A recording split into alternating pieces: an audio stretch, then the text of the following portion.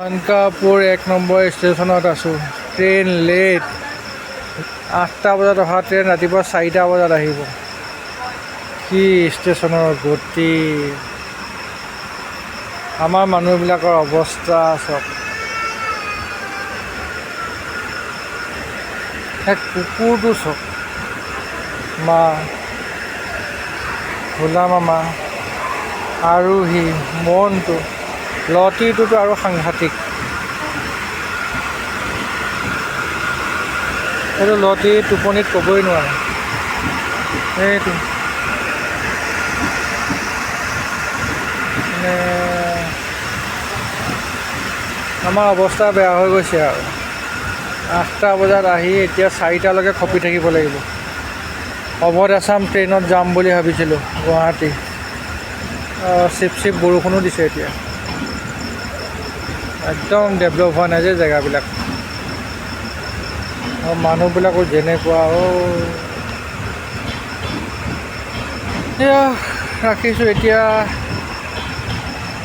22টা 25 হৈছে। 22টা 25 মানে 10টা 25।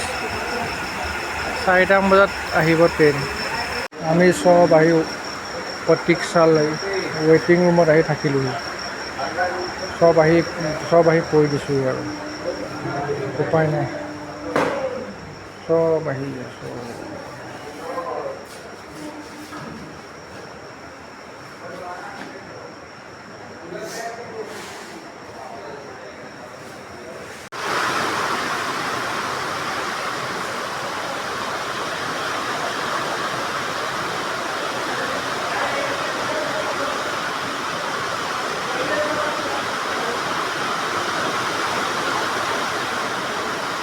বাহিৰত বৰষুণ দেখোন, দব্বাকেইটা বৰষুণ।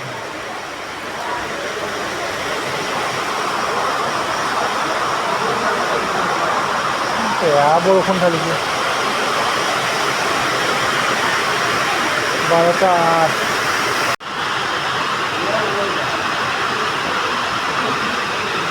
গোটেই ষ্টেচনটোৱে ফুটা, গোটেই য'তে ত'তে পানী পৰিছে। বৰষুণ ডাঙৰ বৰষুণ দিছে, চবফালে পানী, চবফালে পানী। মানকাপুৰ ষ্টেচন, উত্তৰ প্ৰদেশ। আমাৰ গাড়ী 8টা 50ত সোমাব লাগিছিলে, ৰাতি 3টা 10 মানত সোমাব চাগে। মানুহবিলাকৰ প্ৰব্লেম হৈছে।